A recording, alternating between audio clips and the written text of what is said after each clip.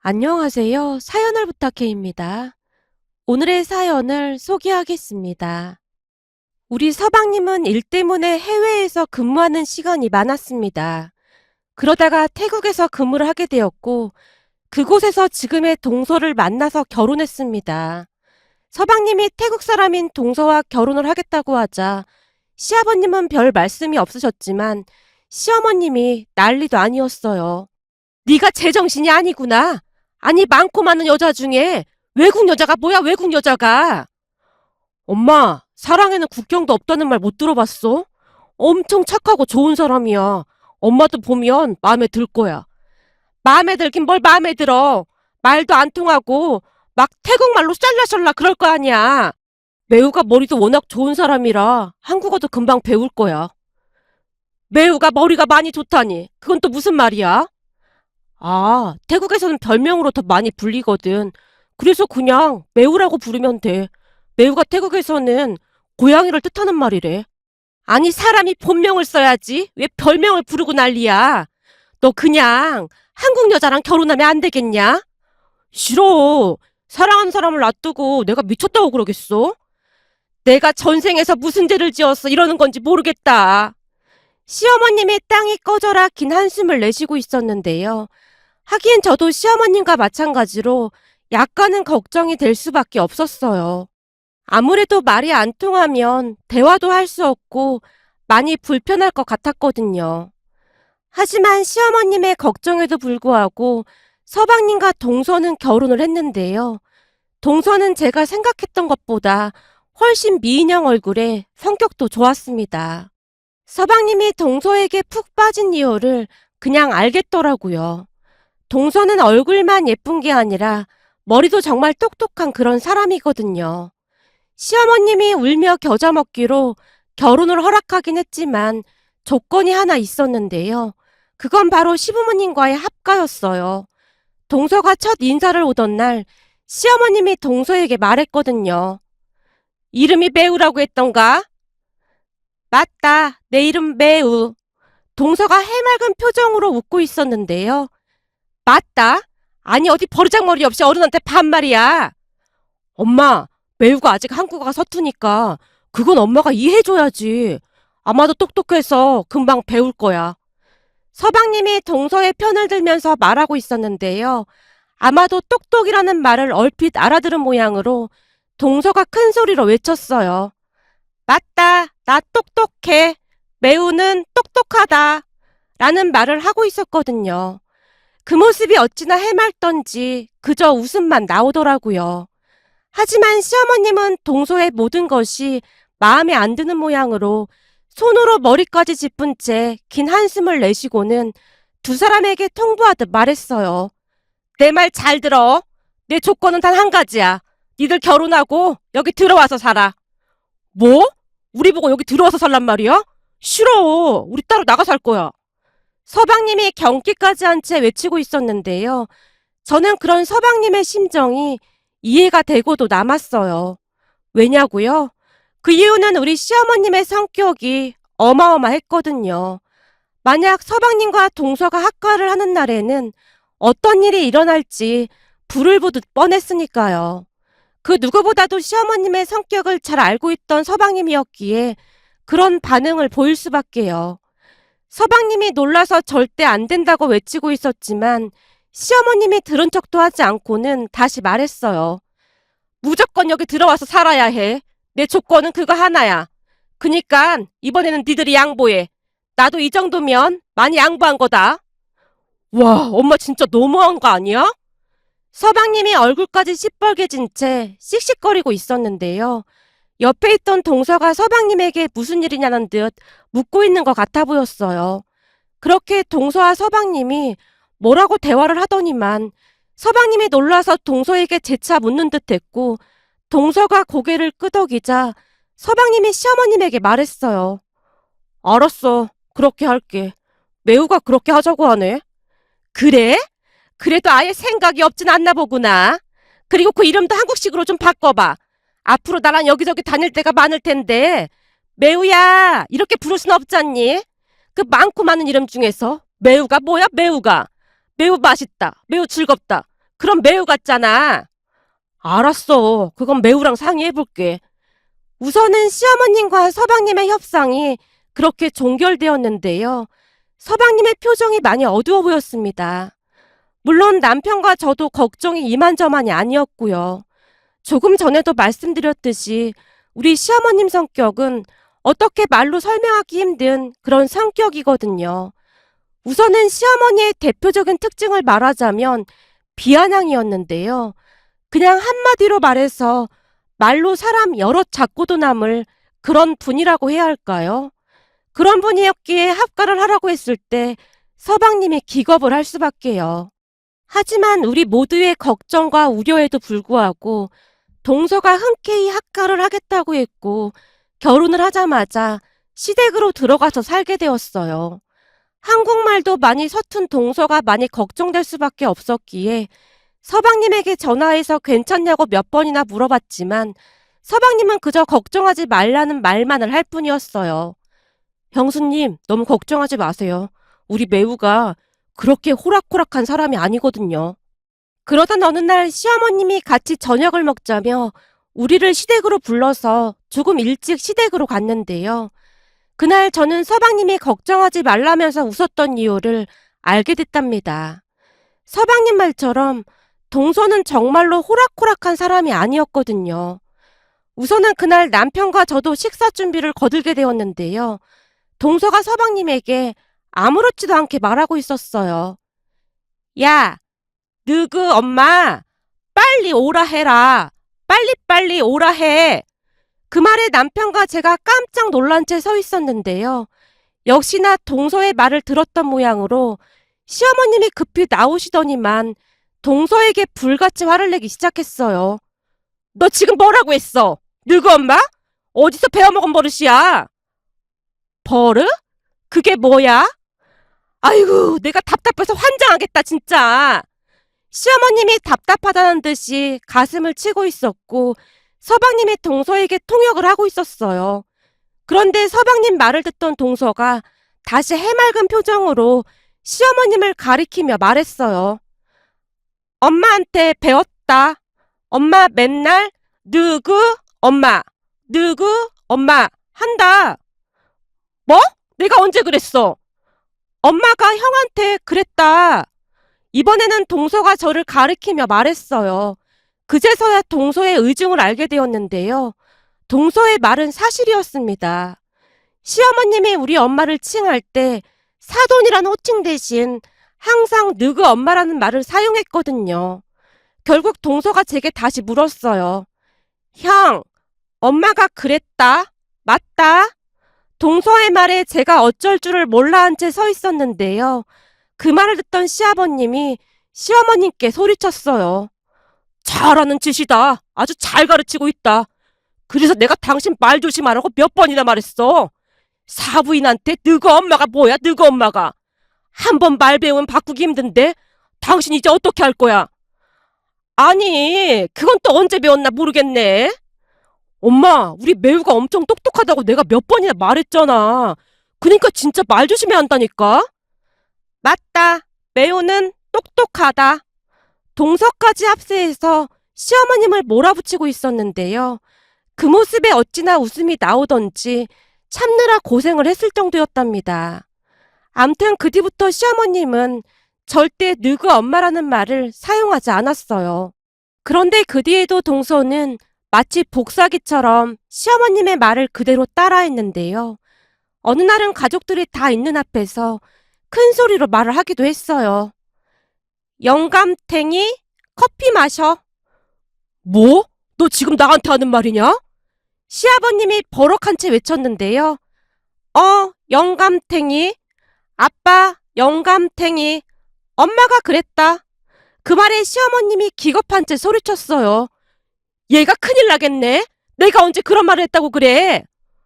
엄마, 아빠 나갈 때 그랬다. 저놈의 영감탱이. 뭐? 저놈의 영감탱이? 당신 진짜 제정신이 아니구만. 아니야, 여보. 제가 잘못 들은 거야. 진짜 안 그랬어. 둘째가 하루 종일 당신하고 같이 있는데 그런 말을 어디서 배웠겠어. 이제 보니 당신 속이 아주 시커먼 사람이었구만. 여보, 난 그냥 화가 나서 딱 한 번 말한 것뿐이야. 진짜야. 시어머님이 손사래까지 치면서 변명을 하고 있었는데요. 동서가 아무렇지도 않게 다시 말했어요. 한 번 아니다. 100번 했다. 아빠 없을 때 맨날 했다. 야, 너 입 다물지 못해? 엄마 화났어? 거짓말 나빠. 너 일부러 그러는 거지. 제가 다 엿먹이려고 저러는 거라니까. 엿이 뭐냐? 먹는 거냐?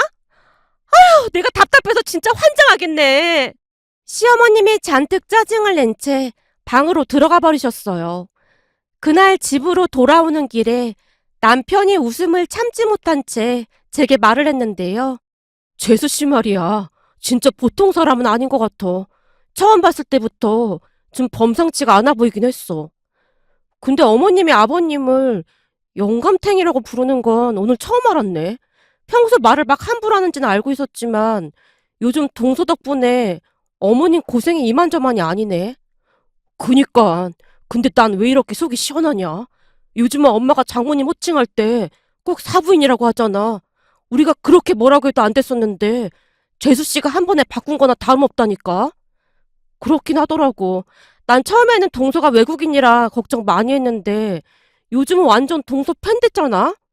남편과 제가 얼마나 웃었는지 모르겠네요. 그 뒤에도 기가 막힌 일이 자주 일어났는데요. 평소 시어머님의 언니인 시이모님이 시댁에 자주 찾아오시곤 했어요. 그런데 동서가 학가를 한 뒤로 시이모님 딸과 함께 더 자주 찾아온 모양이었어요. 그날도 역시 시이모님과 사촌 시누이가 온다고 우리까지 오라는 연락을 받았고 시댁으로 갔는데요. 다 같이 식사를 하고 과일을 먹던 중 사촌 시누이 아들이 시이모님께 할머니라고 불렀는데요. 그 말을 가만히 듣고 있던 동서가 조카에게 또박또박 말을 했어요. 할머니 아니다. 가짜 할머니다. 아니 가짜 할머니라니?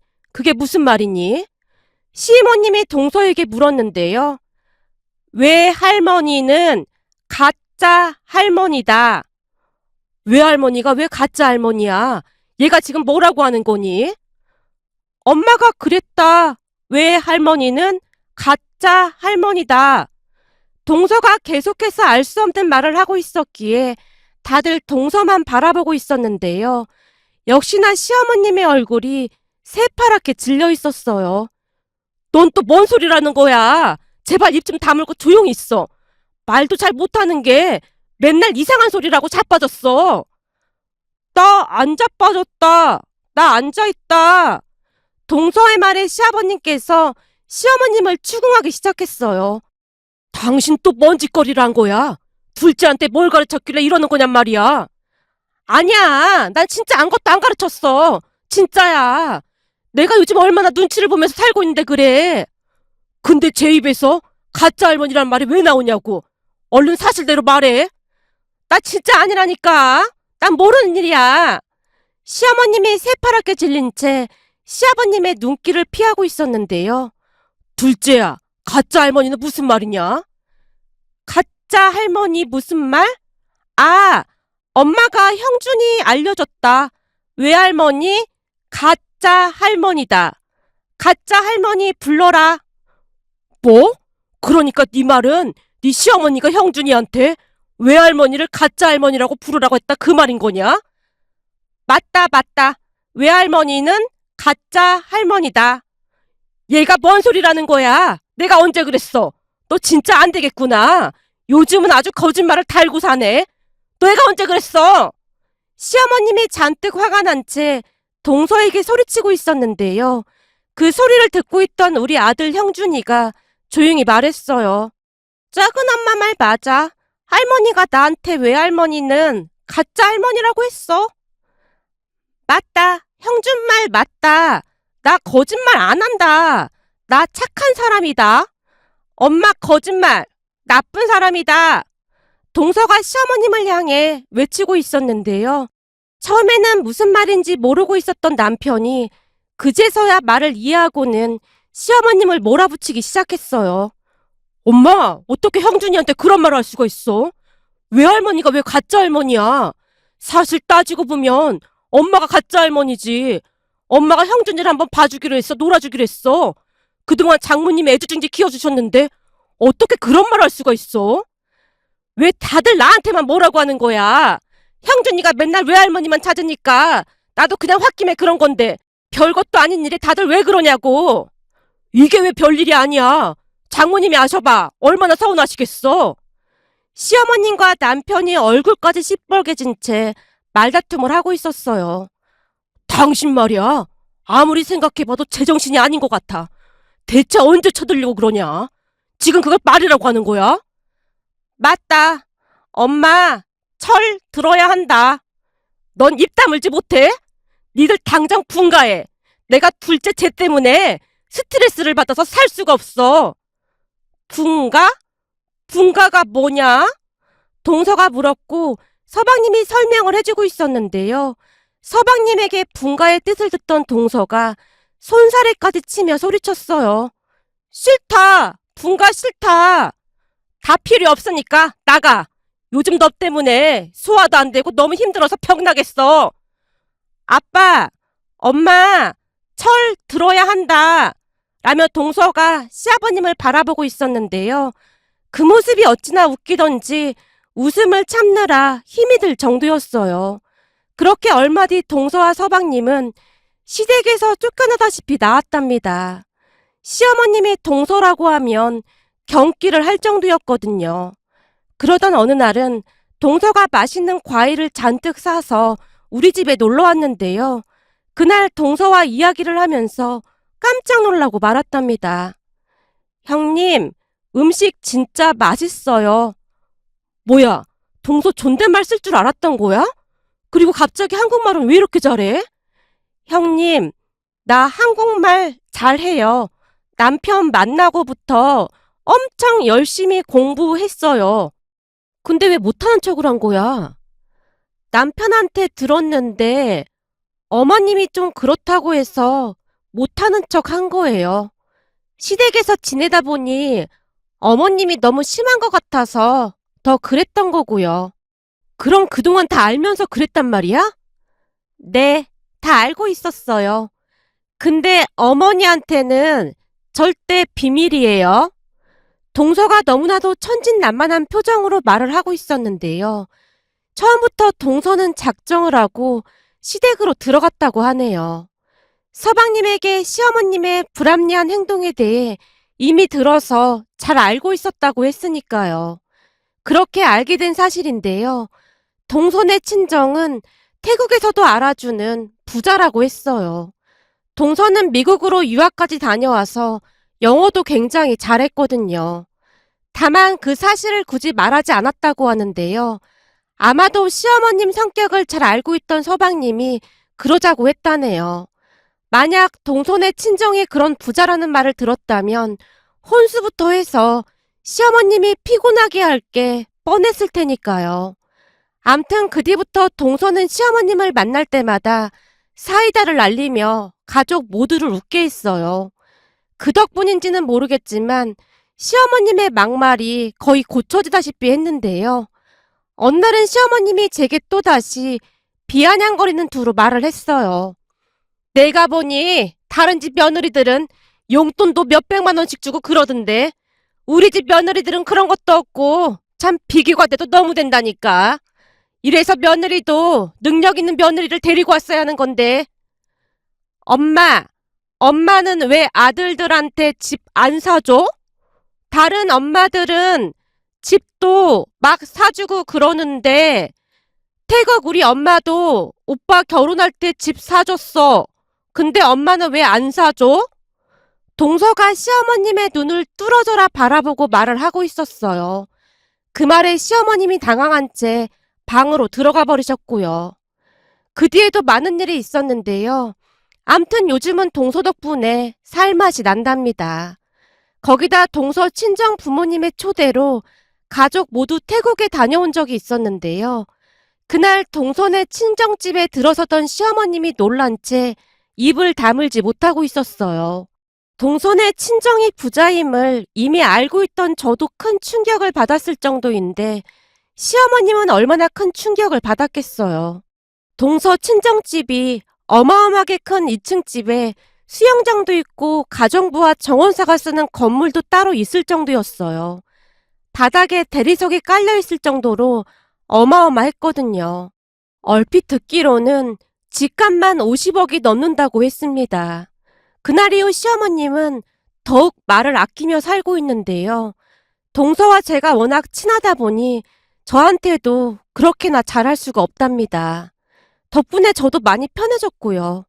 그동안 온 가족이 시어머님을 고쳐보고자 노력했지만 꿈쩍도 안 하던 시어머님이 동서로 인해 변하게 될 줄 누가 알았겠습니까?